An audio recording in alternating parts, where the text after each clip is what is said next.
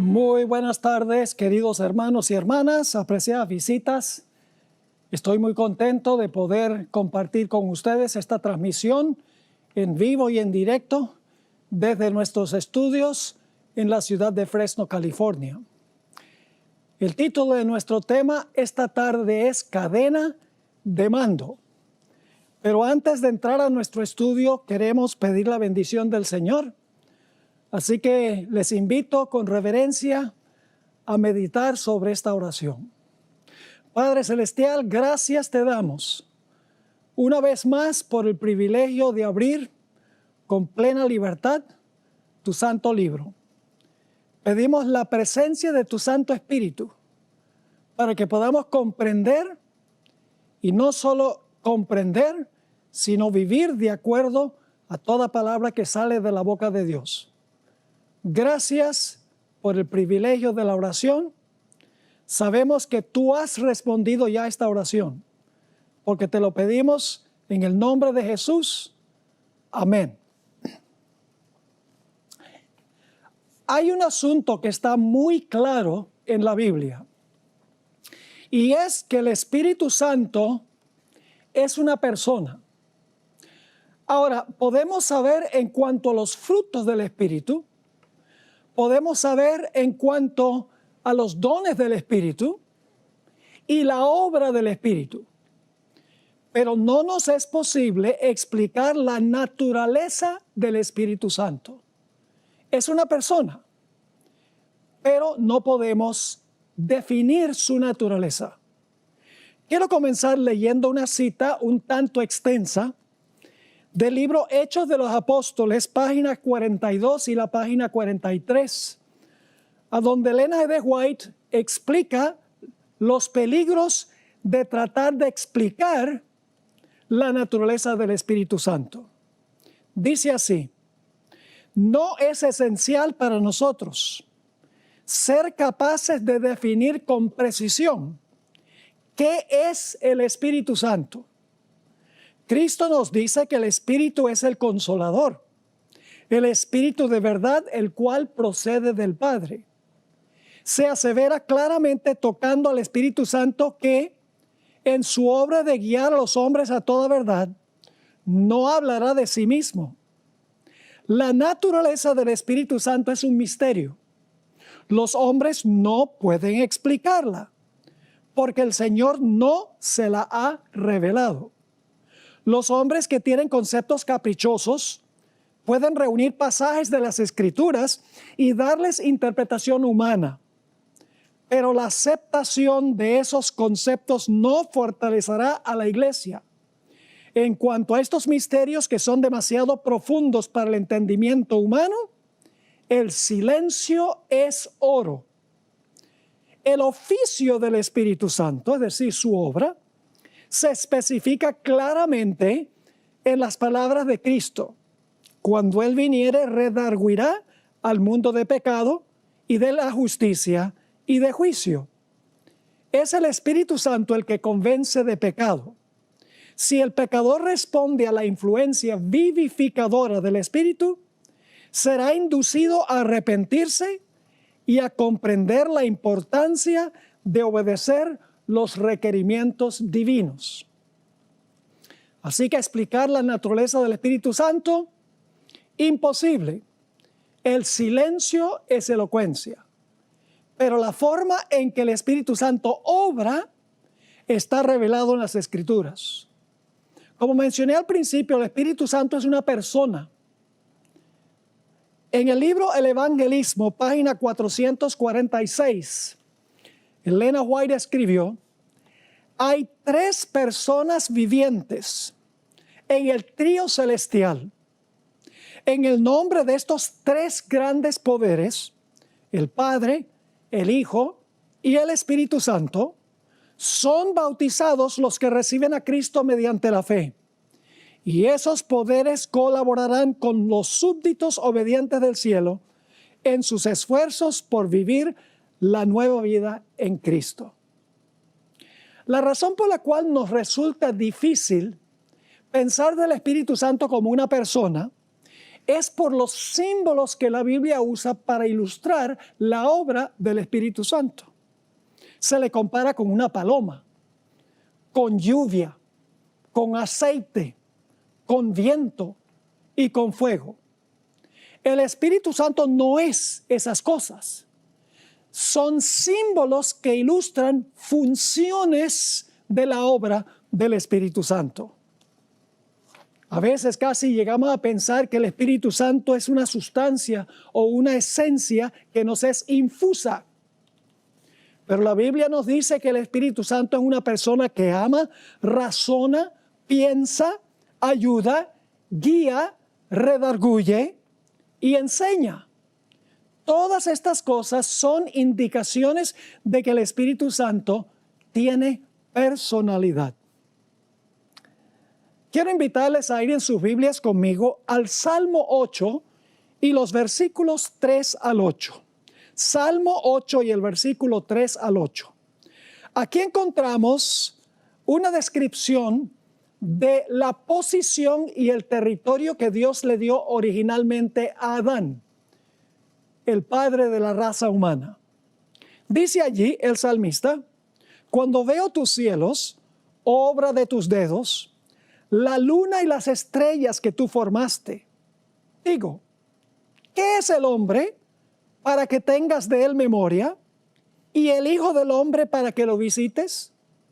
Le has hecho un poco menor que los ángeles y lo coronaste. Es decir, Adán fue colocado como rey. Reyes usan coronas. Así que dice, lo coronaste de gloria y de honra. Ahora todo rey tiene un territorio sobre el cual gobierna también. Así que sigue diciendo, le hiciste señorear, gobernar sobre las obras de tus manos. Todo lo pusiste debajo de sus pies. Ovejas y bueyes, todo ello, asimismo las bestias del campo, las aves de los cielos y los peces del mar, todo cuanto pasa por los senderos del mar. La expresión bestias del campo, aves de los cielos y peces del mar indica que Adán tenía reino o gobierno sobre cielo, tierra y mar relacionado con este planeta. Pero luego Adán se dejó vencer por Satanás. Y nosotros llegamos a ser siervos de aquel a quien obedecemos. Cuando Adán escogió obedecer las palabras de su esposa, quien fue influenciada por Satanás, Adán se convirtió en súbdito de Satanás y Satanás le quitó su territorio, le quitó su posición y le quitó también su territorio. En Romanos 6 y el versículo 16 nos explica el apóstol San Pablo: ¿no sabéis que si os sometéis a alguien como esclavos para obedecerle, sois esclavos de aquel a quien obedecéis, sea del pecado para muerte o sea de la obediencia para justicia? Somos esclavos de aquel a quien escogemos obedecer. Adán escogió obedecer las palabras de la serpiente, las palabras de Satanás. Se tornó en súbdito. De rey llegó a ser súbdito, perdió el dominio sobre su territorio. Perdió su posición y perdió su territorio. Nos dice en el libro Patriarcas y Profetas, página 53, lo siguiente: al ser creado, Adán recibió el señorío sobre la tierra, pero al ceder a la tentación, cayó bajo el poder de Satanás. Y ahora Elena White cita un versículo de la Biblia, 2 de Pedro 2:19. Y el que es de alguno vencido, es sujeto a la servidumbre del que lo venció. Cuando el hombre llegó a ser cautivo de Satanás, el dominio que antes ejercía pasó a manos de su conquistador. El dominio pasó al conquistador. Ahora Satanás llegó a ser el gobernante, el rey de este territorio, del planeta. Sigue la cita. De esta manera, Satanás llegó a ser el Dios de este siglo. Él había usurpado el dominio que originalmente fue otorgado a Adán. Pero Cristo, mediante su sacrificio, al pagar la pena del pecado, no solo redimiría al hombre, sino que también recuperaría el dominio que éste había perdido. Todo lo que perdió el primer Adán será recuperado por el segundo, es decir, por Jesús. En el monte de la tentación, Satanás le ofreció a Jesús los reinos de este mundo. Vamos a leer en cuanto a eso en Lucas 4 y el versículo 5 al 7.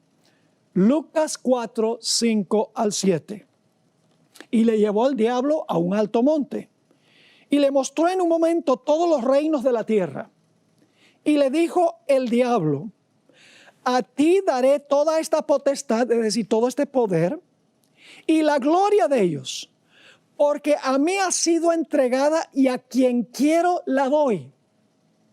Si tú postrado me adorares, todos serán tuyos. Satanás está diciendo: yo soy el dueño ahora de este planeta. Si tú quieres este planeta sin tener que morir, te arrodillas un momento, me adoras y yo te lo entrego todo sin necesidad de sufrir y de morir. Satanás le ofreció a Jesús el reino y la posición y el territorio que le había usurpado a Adán. Pero Jesús, por su vida perfecta y por su muerte en la cruz en nuestro lugar, echó a Satanás del cielo como representante de este mundo.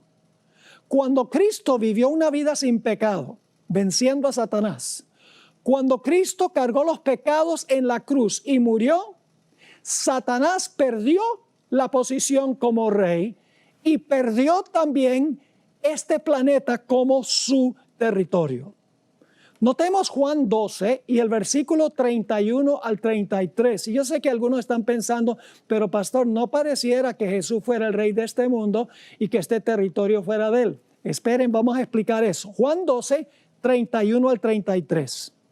Aquí Jesús está hablando inmediatamente antes de su muerte, un par de días antes de su muerte. Y Jesús dijo: ahora es el juicio de este mundo. Ahora el príncipe, que significa gobernante, el príncipe de este mundo será echado fuera. Fuera como representante del mundo. En el Antiguo Testamento Satanás iba representando al cielo, el planeta Tierra. En el libro de Job dice que se presentó allá entre los hijos de Dios, entre los representantes del universo. Allá fue Satanás representando este mundo porque él le había quitado la posición de dominio a Adán. Así que sigue diciendo aquí: Jesús y yo, si fuere levantado de la tierra, a todos atraeré a mí mismo. Y decía esto dando a entender de qué muerte iba a morir. Su muerte iba a echar fuera al gobernante de este mundo, le iba a arrebatar el territorio que Satanás le había arrebatado a Adán. En el Deseo de todas las gentes, página 706, encontramos una cita que tiene que ver con lo que estamos hablando. Dice así: Cristo no entregó su vida hasta que hubo cumplido la obra que había venido a hacer. Y con su último aliento exclamó: consumado es. La batalla había sido ganada. Su diestra y su brazo santo le habían conquistado la victoria. Como vencedor, plantó su estandarte en las alturas eternas. ¡Qué gozo entre los ángeles! En la victoria del Salvador todo el cielo triunfó. Satanás fue derrotado y sabía que había perdido su reino. No que lo iba a perder, sino que sabía que había perdido su reino. La batalla, dice, había sido ganada. Jesús había conquistado, no va a conquistar, había conquistado la victoria. Como vencedor, Jesús plantó su estandarte en las alturas eternas. Jesús le quitó a Satanás la posición de rey y le quitó su territorio, el planeta Tierra. En Apocalipsis 12, 10 al 12, encontramos la reacción del cielo ante la victoria de Jesús. Nos está diciendo cómo reaccionó el cielo cuando el acusador de los hermanos fue lanzado fuera cuando Cristo murió. Dice ahí en Apocalipsis 12 y el versículo 10. Entonces oí una gran voz en el cielo que decía: ahora ha venido la salvación, el poder y el reino de nuestro Dios y la autoridad de su Cristo. Porque ha sido, noten, está recordando lo que pasó en la cruz. Porque ha sido lanzado fuera el acusador de nuestros hermanos. Lo hacía en el cielo. El que los acusaba delante de nuestro Dios día y noche. Y ellos le han vencido por medio de la sangre del Cordero y de la palabra del testimonio de ellos, y menospreciaron sus vidas hasta la muerte. Ahora, ¿cómo debía reaccionar el cielo? Oh, dice, por lo cual, alegraos cielos y los que moráis en ellos. ¿Y la tierra qué? ¡Wow! Dice, ¡ay de los moradores de la tierra y el mar! Porque el diablo ha descendido a vosotros con gran ira, sabiendo que tiene poco tiempo. Satanás estaba airado porque había perdido su posición de rey y había perdido su territorio. Y él dijo, pues Jesús tendrá que venir a quitármelo. Jesús legalmente se lo quitó. Pero Satanás dice a Jesús, ahora ven y quítamelo empíricamente. Aun cuando Satanás perdió legalmente su posición como rey y su territorio, no los va a entregar sin una batalla a muerte. Desafía a Jesús que le quite el dominio y el territorio. Por eso la batalla y la guerra continúa. Porque Satanás sabe que perdió, pero no se va a rendir sin una gran lucha. Ahora vamos a ver qué sucedió en el día del Pentecostés. En Hechos, el capítulo 2 y el versículo 1 al 4, nos describe lo que ocurrió en el día del Pentecostés. Dice allí, en el versículo 1, cuando llegó el día del Pentecostés, estaban todos unánimes juntos, y de repente vino del cielo un estruendo como de un recio viento. Primer fenómeno, recio viento, que soplaba, el cual llenó toda la casa donde estaban sentados. Y se les aparecieron lenguas repartidas como de fuego. Segundo fenómeno, fuego, asentándose sobre cada uno de ellos. Y fueron todos llenos del Espíritu Santo. Ahora escuchen, fueron llenos del Espíritu Santo y comenzaron a hablar en otras lenguas según el Espíritu les daba que hablasen. Tres fenómenos: viento, fuego, y empezaron a hablar en otras lenguas, en idiomas que no habían estudiado ni habían antes hablado. Ahora, para entender plenamente lo que pasó en el día del Pentecostés, necesitamos regresar en la Biblia al primer lugar a donde se confundieron las lenguas, a donde se impartió el don de lenguas. Fue en la Torre de Babel. Vamos a Génesis 11 y los versículos 6 al 9, que nos va a ayudar a entender cómo se impartió el don de lenguas en el día del Pentecostés y cuál fue el fuego y el viento del día del Pentecostés. Dice ahí en Génesis 11, 6, y dijo Jehová: he aquí el pueblo es uno y todos estos tienen un solo lenguaje y han comenzado la obra. Y nada les hará desistir ahora de lo que han pensado hacer.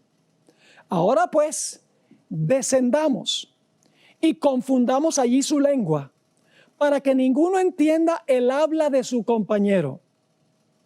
Ahora fíjense quién fue el que dio el don de lenguas y quién fue el que esparció a los que estaban construyendo la torre. Sigue diciendo, así los esparció Jehová desde allí sobre la faz de toda la tierra, y dejaron de edificar la ciudad. Por esto fue llamado el nombre de ella Babel, porque allí confundió Jehová el lenguaje de toda la tierra y desde allí los esparció sobre la faz de toda la tierra. ¿Quién fue el que esparció a la gente? Jehová. ¿Quién fue el que impartió el don de hablar diferentes idiomas? Dios, Jehová. Pero ahora vamos a ver cómo fue que lo hizo Jehová. ¿Cómo fue que lo obró? En el libro Historia de la Redención, página 75, encontramos una descripción de lo que ocurrió. Dice, la torre ya alcanzaba ya una gran altura cuando el Señor envió 2 ángeles para que los confundieran en su trabajo. Se había encargado a ciertos hombres que recibieran indicaciones de los que trabajaban en lo alto y que pedían materiales para su trabajo, de tal manera que el primero se comunicaba con el segundo y este con el tercero, hasta que el pedido llegaba a los que estaban abajo. Ahora escuchen, a medida que el mensaje pasaba de uno a otro en su descenso, los ángeles confundieron sus lenguas. Y cuando el pedido llegó a los obreros que estaban abajo, se proveyó material que no se había pedido. Génesis dice, Jehová confundió sus lenguas. Elena White explica, los ángeles confundieron las lenguas. Por así decirlo, los ángeles metieron o insertaron un Rosetta Stone, que es un curso de idiomas, en su cerebro y empezaron a hablar los diferentes idiomas que existen en el planeta Tierra. Ahora vamos al Salmo 104 y el versículo 1 al 4. ¿Recuerdan fuego y viento en el día del Pentecostés? No solo lenguas. ¿Será que los ángeles tuvieron algo que ver con lo que ocurrió en el día del Pentecostés? ¿Qué del viento y el fuego? Vamos al Salmo 104 y el versículo 1 al 4. Alaba, alma mía, al Señor. Señor mi Dios, tú eres grandioso. Te has revestido de gloria y majestad. Te cubres de luz como un manto. Extiende los cielos como un velo. Afirmas sobre las aguas tus altos aposentos. Y haces de las nubes tus carros de guerra. Está hablando de los ángeles. Tú cabalgas en las alas del viento. Haces de los vientos tus mensajeros y de las llamas de fuego tus servidores. ¿Qué dice? Hace de los vientos sus mensajeros y de las llamas de fuego sus servidores. ¿Quiénes son los vientos y quiénes son las llamas de fuego, que son los servidores de Dios? Hebreos 1:7 cita este versículo del Salmo 104. Y dice así, en cuanto a los ángeles dice, Él hace de los vientos sus ángeles y de las llamas de fuego sus servidores. Es decir, el don de lenguas en el día del Pentecostés fue impartido por el Espíritu Santo a través del ministerio de los ángeles. Ahora vamos a Ezequiel, el capítulo 1 y el versículo 12 al 14. Ezequiel 1, 12 al 14. Aquí encontramos una escena espectacular de un gran carruaje con ruedas. Y los ángeles están moviendo las ruedas. Las ruedas representan los eventos de la historia, el rodar de la historia.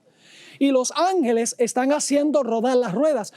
Pero no solamente los ángeles. Vamos a leer lo que dice Ezequiel 1, 12 al 14. Dice, y cada uno caminaba derecho hacia adelante, hacia donde el Espíritu les movía. Ve que quienes están moviendo a los ángeles y las ruedas. Hacia donde el Espíritu les movía que anduviesen, andaban. Y cuando andaban no se volvían. En cuanto a la semejanza de los seres vivientes que son ángeles, su aspecto era como de carbones de ¿qué? De fuego encendidos, como visión de hachones encendidos que andaba entre los seres vivientes. Y el fuego resplandecía, y del fuego salían relámpagos, y los seres vivientes corrían y volvían a semejanza de relámpagos. Es decir, los que están moviendo las ruedas, en realidad son los seres vivientes que representan a los ángeles, pero el Espíritu los movía a ellos. Quiero leerles una cita que encontramos en Joyas de los Testimonios, tomo 2, página 350. Aquí Elena White describe esta escena de Ezequiel 1. Había ruedas dentro de las ruedas, en un arreglo tan complicado que a primera vista le parecía a Ezequiel que todo era confuso. Pero cuando se movían, era con hermosa precisión y en perfecta armonía. Ahora escuchen, los seres celestiales estaban moviendo esas ruedas. ¿Quiénes movían las ruedas? Los seres celestiales, que en los escritos de la hermana White se refiere a los ángeles. Así que dice, los seres celestiales estaban moviendo esas ruedas. Y por encima de todo, sobre el glorioso trono de zafiro estaba el Eterno, mientras que rodeaba el trono el arco iris, emblema de gracia y amor. Ahora vamos a leer otra cita, Joya de los Testimonios, tomo 2, página 350 y 351. La hermana White acaba de decir que los seres celestiales estaban moviendo las ruedas, pero ahora fíjese que va a aclarar. Escribió lo siguiente: las complicadas ruedas que al profeta le parecían envueltas en confusión estaban bajo la dirección de una mano infinita. El Espíritu de Dios, que según la revelación movía y dirigía esas ruedas. Bueno, ¿acaso no leímos que los seres celestiales estaban moviendo las ruedas? Y ahora dice, el Espíritu de Dios, que según la revelación movía y dirigía estas ruedas, sacaba armonía de la confusión, de tal manera que todo el mundo estaba bajo su dominio. Ahora escuchen, miríadas de seres glorificados estaban listos para predominar a su orden. ¿A la orden de quién? Del Espíritu Santo, es el antecedente. Así que miríadas de seres glorificados estaban listos para predominar a su orden contra el poder y la política de los hombres malos y reportar beneficio a sus fieles. Así que Satanás fue derrotado en la cruz. Fue la batalla decisiva en la guerra de Cristo con Satanás. Pero Satanás no va a entregar su territorio y su dominio así nada más.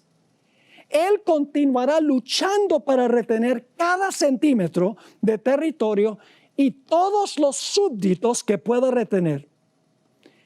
¿Qué hizo Jesús en el día del Pentecostés? Como ahora este territorio era suyo y era el rey de aquí, Él mandó a todas las huestes celestiales a su territorio para arrebatarle a Satanás su territorio y sus súbditos. Nuestro papel como emisarios de los ángeles, quienes son emisarios del Espíritu Santo, es decirle a la gente que Satanás perdió en la cruz, que si ellos se quedan en el ejército de Satanás van a estar con el perdedor. Debemos animar a la gente a desertar del ejército de Satanás que ya perdió para unirse al ejército celestial. En el día del Pentecostés, la hueste celestial bajo el liderazgo del Espíritu Santo invadió el territorio que había reclamado Satanás. Ahora Jesús tenía derecho, perfecto derecho, de reclamar el territorio y de dirigir la batalla aquí, porque él había derrotado a Satanás.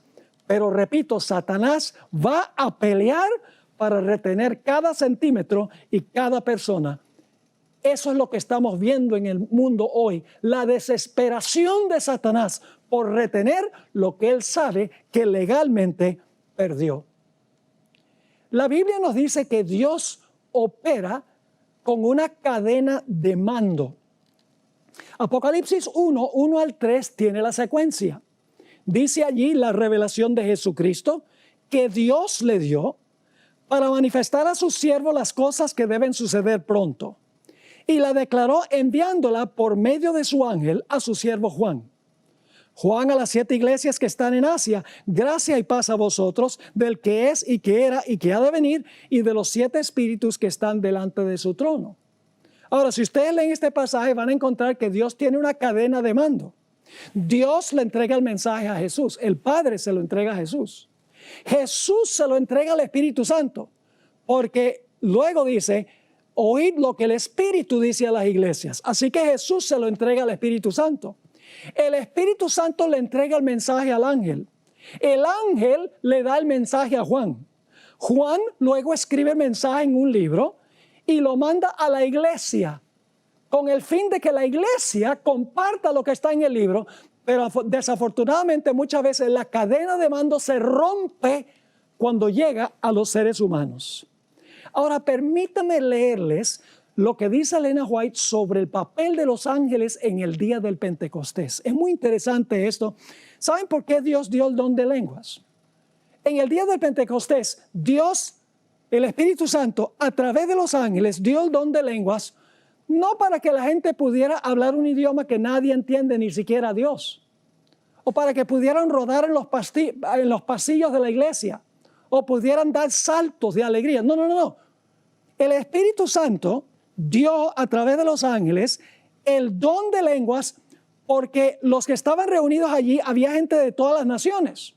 No hablaban el idioma que hablaban los apóstoles, así que Dios les dio la capacidad a los apóstoles de hablar los idiomas de los que estaban presentes allí para que luego entonces ellos llevaran el mensaje de regreso a sus naciones. Es decir, el don de lenguas fue dado con fines evangelísticos, fines prácticos. Ahora escuchen las siguientes citas sobre el papel de los ángeles en el Pentecostés. Dice en un libro que busqué en español, no lo conseguí, se llama My Life Today, Mi Vida Hoy. Dice lo siguiente: cuando se viva la verdad en su sencillez, en todo lugar, entonces Dios obrará, escuchen bien, por medio de los ángeles, así como obró en el día del Pentecostés. ¿Cómo obró Dios en el día del Pentecostés? ¿Por medio de quiénes? De los ángeles. Sigue la cita: los corazones serán transformados tan decididamente que se verá una manifestación de la influencia de la verdad genuina que se representa como el descenso del Espíritu Santo. En otra cita que encontramos en Mensajes Selectos, tomo 2, página 65, dice: cuando los ángeles del cielo vengan entre nosotros y obren mediante los instrumentos humanos, entonces habrá conversiones firmes y sustanciales en forma parecida a las conversiones que ocurrieron después del día de Pentecostés. Así que cuando los ángeles vengan en nuestro medio, veremos conversiones como después del Pentecostés. En otro documento que escribió la hermana White, no está en español, Manuscript Releases, tomo 10, página 112, ella escribió, hablando a los padres: todo el cielo tiene interés en su salvación y los ángeles de Dios están esperando hacer por usted lo que hicieron por los discípulos en el día del Pentecostés. Un par de citas más. Deseado de todas las gentes, página 318, hablando de los primeros evangelistas. Habrán de contender con fuerzas sobrenaturales, pero se les asegura una ayuda sobrenatural. Todos los seres celestiales están en este ejército y hay más que ángeles en las filas. El Espíritu Santo, ahora escuchen, va a haber tres entidades aquí, tres entidades. El Espíritu Santo, el representante del capitán de la hueste del Señor. ¿Vieron tres allí? El Espíritu Santo es el representante del capitán de las huestes del Señor. Es decir, el Espíritu Santo ahora comanda a los ángeles porque el Señor Jesucristo ha asumido un cuerpo humano. Ahora vamos a leer una cita más. Review and Herald, enero 20, 1891. Miles se convirtieron después del derramamiento del Espíritu Santo. Ángeles poderosos de Dios, ataviados con la gloria celestial, vinieron a ayudar a la iglesia y echaron atrás a las huestes de Satanás. La obra del Espíritu Santo no se limita a los 10 apostólicos. Ahora, ¿notaron lo que leí al principio? Miles se convirtieron después del derramamiento del Espíritu Santo. Ángeles poderosos de Dios, ataviados con la gloria celestial, vinieron a ayudar a la iglesia y echaron atrás a la hueste de Satanás. Luego ella dice, la obra del Espíritu Santo no se limita a los días apostólicos. No está confinada a ninguna iglesia, sea grande o pequeña. Su campo de ministerio es el mundo. Pero los instrumentos por medio de los cuales obra el Espíritu Santo son los miembros de su cuerpo, es decir, nosotros, aquellos que creen en su nombre. Es por medio de estos portadores de luz que el Evangelio ha de ser llevado a todas las naciones de la tierra. Así que el Espíritu Santo comanda a los ángeles ayudan a los seres humanos en la predicación del Evangelio. Y la Biblia dice que hay millones y millones de ángeles, huestes incontables, listos para venir a ayudarnos en la batalla contra Satanás y contra el mal. La Biblia nos dice que al final de la historia vendrá una última manifestación del poder del Espíritu Santo. Se llama el fuerte clamor que viene como resultado de la lluvia tardía. ¿Será que los ángeles van a estar involucrados allí también? Noten esta cita que encontramos en el libro Maranata, página 210. Antes que sea completamente terminada la obra y finalice el sellamiento del pueblo de Dios, recibiremos el derramamiento del Espíritu de Dios. Ángeles del cielo estarán en nuestro medio. Es decir, el derramamiento del Espíritu Santo vendrá y los ángeles del cielo estarán en nuestro medio. Hay una cita muy interesante del Deseo de todas las gentes, página 117, a donde Elena White habla sobre los milagros de Jesús, milagros de sanamiento. Dice así: los ángeles de Dios pasan siempre de la tierra al cielo y del cielo a la tierra.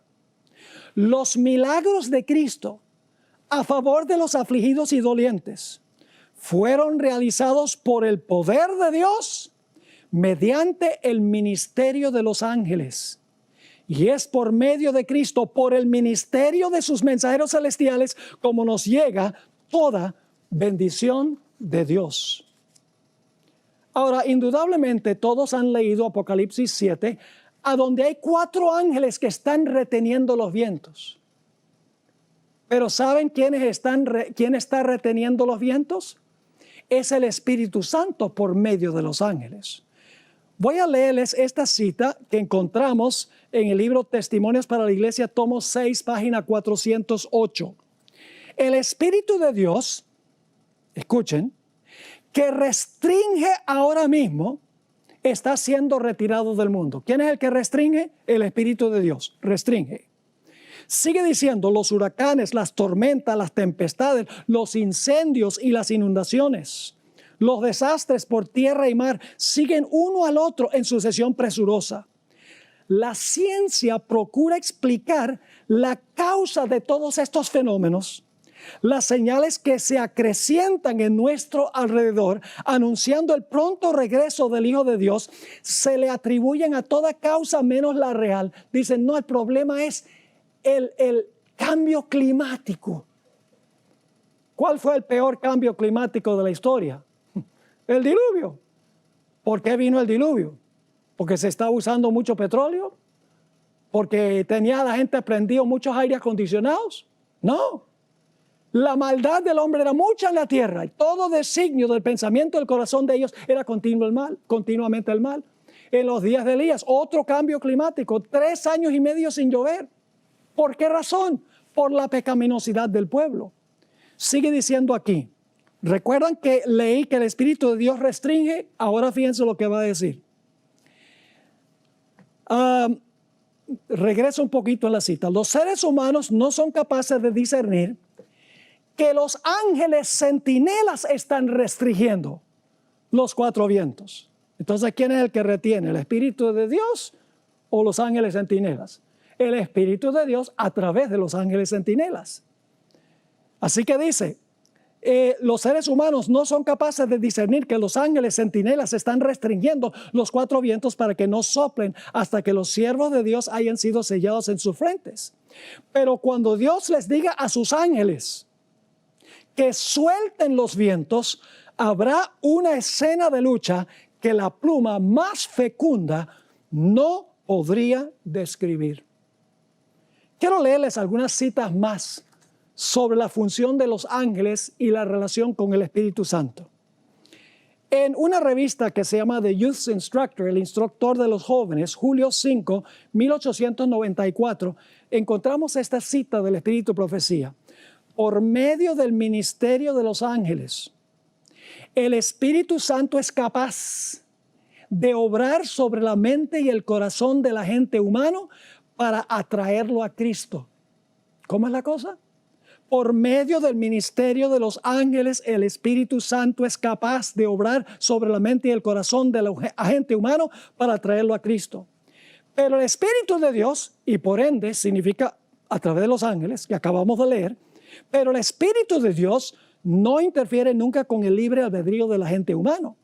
El Espíritu Santo es dado para ayudar a fin de que el agente humano coopere con las inteligencias divinas. Y su tarea consiste en atraer el alma, pero no a obligarla a obedecer. Hablando del fariseo, Elena White escribió en Palabras de Vida del Gran Maestro, página 122. El fariseo no sentía ninguna convicción de pecado. El Espíritu Santo no podía obrar en él. Ahora, ¿cómo es que el Espíritu Santo iba a obrar en él? Sigo leyendo. Su alma estaba revestida de una armadura de justicia propia que no podía ser atravesada por los aguzados y bien dirigidos dardos de Dios, arrojados por manos angélicas. En el Ministerio de Curación, página 325, encontramos esta cita extraordinaria. La Biblia nos muestra a Dios en su alto y santo puesto. La gente a veces cree que Dios está personalmente en todas partes. Dios no es una sustancia que permea todo el universo. Eso sería panteísmo. Dios está sentado en su trono en el cielo.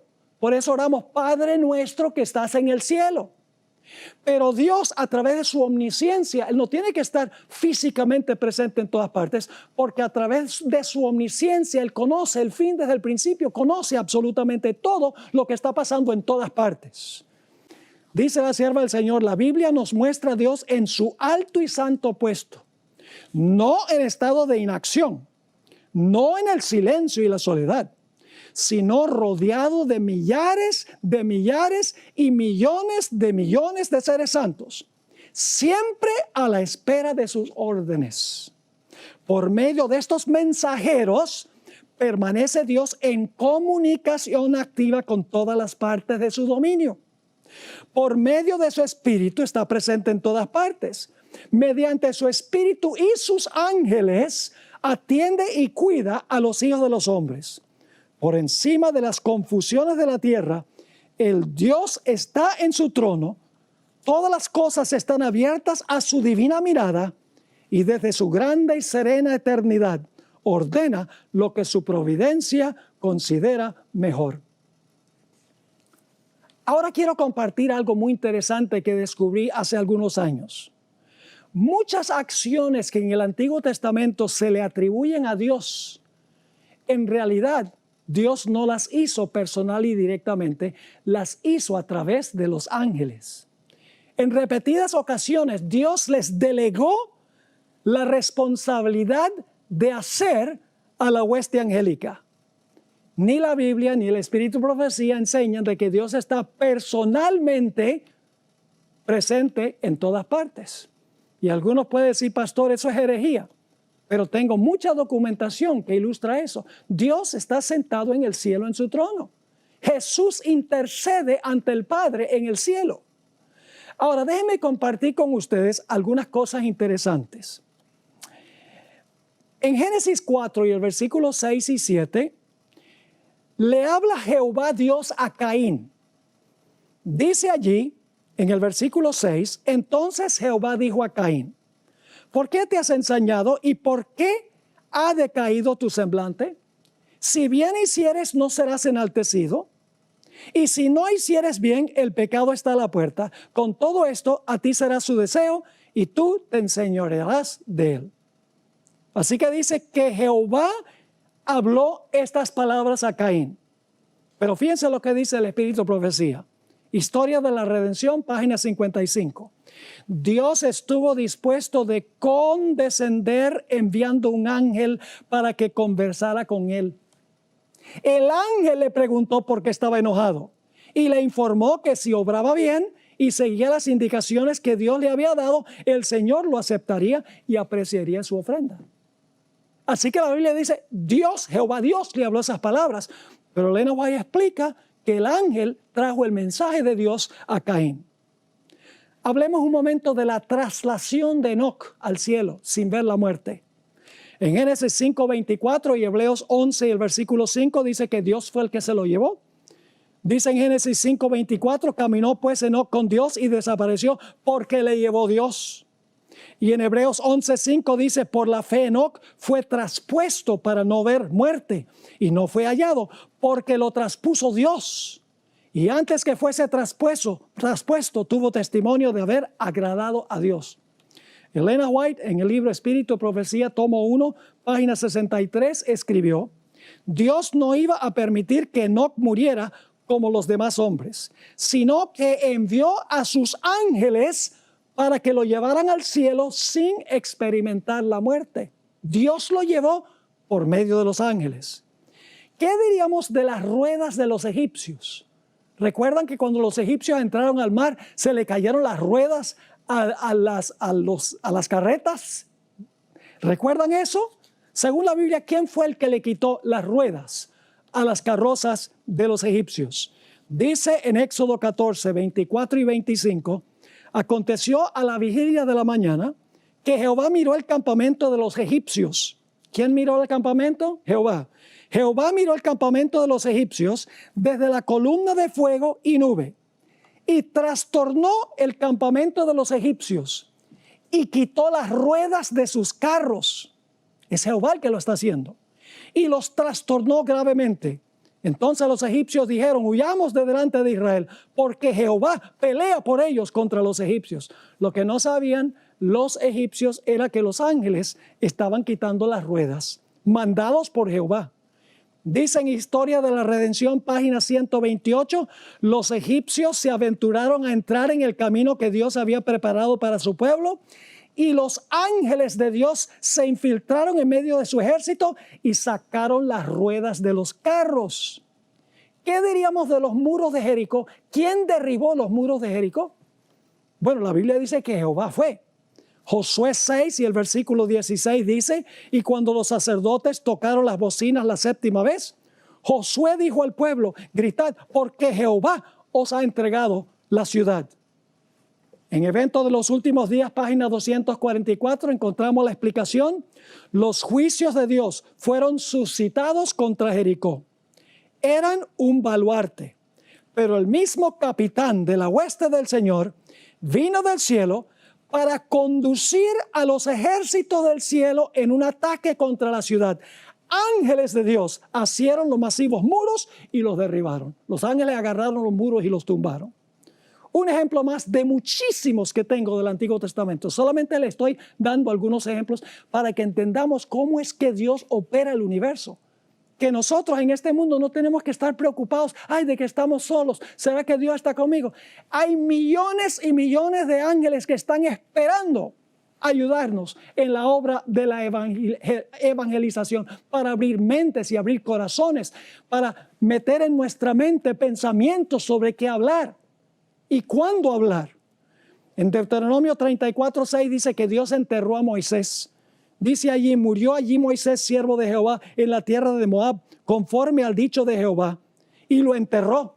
Solo el único antecedente es Jehová aquí. Y lo enterró en el valle, en la tierra de Moab, enfrente de Bet-peor, y ninguno conoce el lugar de su sepultura hasta hoy. En Patriarcas y Profetas, Elena White explicó, pero los ángeles de Dios enterraron el cuerpo de su siervo fiel y vigilaron la tumba solitaria. Ahora, ¿qué tal el Nuevo Testamento? ¿Será que en el Nuevo Testamento el Señor Jesucristo obró de la misma manera? ¿El Espíritu Santo obró por medio del ministerio de los ángeles para hacer los milagros de Jesús? Vamos a tomar un par de ejemplos. El centurión de Capernaum. Leamos Mateo 8 y el versículo 5 al 10. Entrando Jesús en Capernaum, vino a él un centurión, rogándole y diciendo: Señor, mi criado está postrado en casa, paralítico, gravemente atormentado. Y Jesús le dijo: yo iré y le sanaré. Respondió el centurión y dijo: Señor, no soy digno de que entres bajo mi techo. Es decir, tú eres demasiado importante para entrar a mi casa, le estaba diciendo el centurión. El centurión era romano, ni siquiera era judío, pero tenía gran fe. Ahora, fíjense cómo sigue la historia. Dice, nuevamente: yo iré y le sanaré. Respondió el centurión y dijo: Señor, no soy digno que entres bajo mi techo. Solamente di la palabra y mi criado sanará. Y yo hace muchos años pensaba que lo que pasó fue que cuando Jesús habló la palabra y dijo: sea sano el criado, que la palabra de Jesús salió volando por el cielo y se metió allá para sanarlo. Pero ese no fue el medio por el cual fue sano el criado. Ahora, ¿qué sigue diciendo este centurión? Dice: solamente di la palabra y mi criado sanará.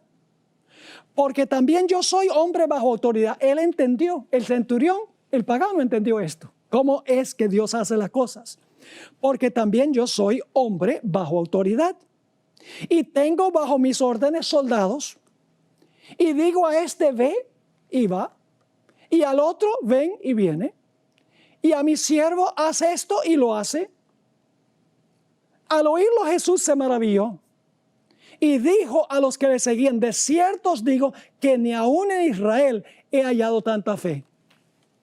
El centurión dice: yo tengo soldados y yo mando a los soldados y los soldados hacen lo que yo digo. Le está diciendo a Jesús: tú tienes también ángeles y tú puedes mandar a los ángeles y ellos pueden sanar por el poder de Dios, lógicamente, a ese enfermo.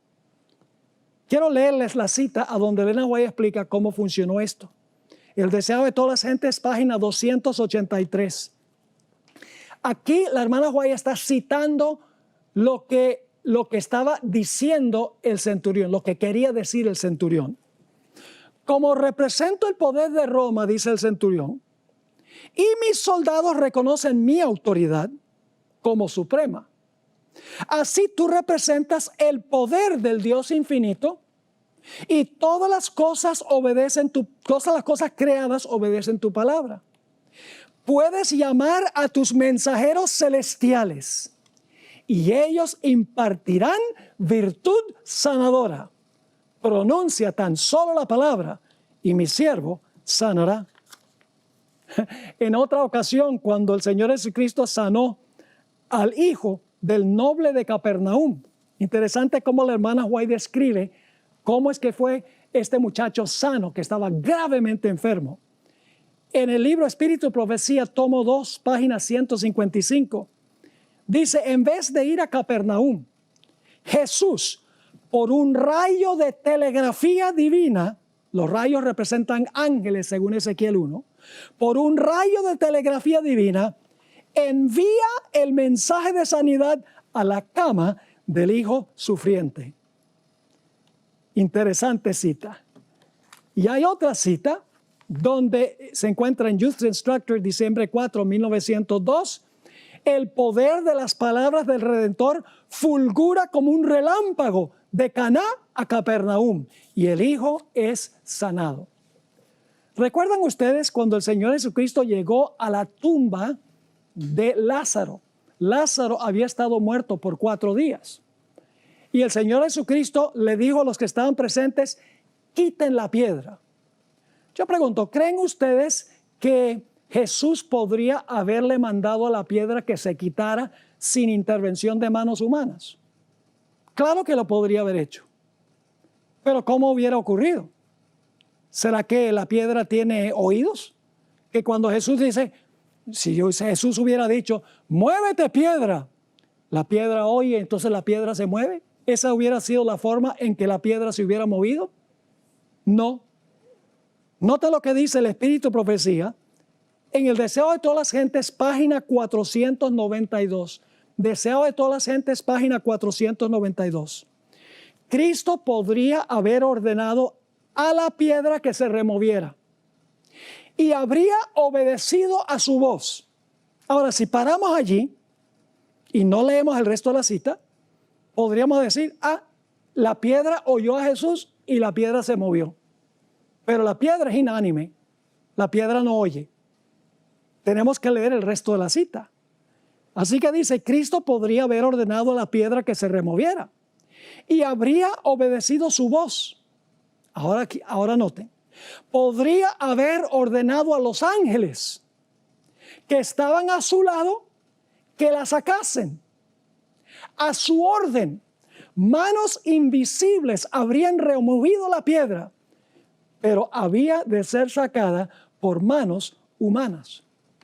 Claro, los presentes que estaban allí, como no podían ver a los ángeles, hubieran pensado, ¿qué poder tiene este hombre? Mire, que hasta la piedra oyó lo que él mandó y la piedra obedeció su mandato. Pero en realidad la Biblia nos dice que aquello que conecta el cielo y la tierra son los ángeles. ¿Recuerdan ustedes la experiencia de Jacob cuando le robó la primogenitura a su hermano? Huyó de su casa. Después de viajar un tiempo, se acostó con su cabeza sobre una piedra y se le dio un sueño. En el sueño, Jacob vio una escalera que estaba sentada en la tierra que alcanzaba hasta el alto cielo. Esa escalera, según Juan 1:51, representa a Jesús. La parte de abajo de la escalera que estaba anclada en la tierra representa la humanidad de Jesús. Mientras que la parte de arriba de la escalera que alcanza el alto cielo representa la divinidad de Jesús. Lo que conecta el cielo y la tierra es la humanidad y la divinidad de Jesús en una sola persona. Pero ¿qué había subiendo y bajando sobre la escalera? Subiendo y bajando sobre la escalera había ángeles. Porque ángeles llevan nuestras oraciones al trono de la gracia y los ángeles traen la respuesta de Dios a nosotros. Los ángeles son mucho más importantes que lo que nosotros pensamos. Ahora mismo hay ángeles aquí en el estudio. Hay ángeles a donde están ustedes. Si tienen una lucha con Satanás, pueden rogarle a Dios y Dios va a vaciar el cielo de ángeles para que no caigas en tentación, para que no fracases en tu vida espiritual. Tenemos seres celestiales presentes que nos pueden ayudar en la obra de la evangelización. El poder de Dios no tiene límites. Así que salgamos con valentía para proclamar este glorioso mensaje, para restarle súbditos al ejército de Satanás, para que se unan al ejército de nuestro Señor Jesucristo.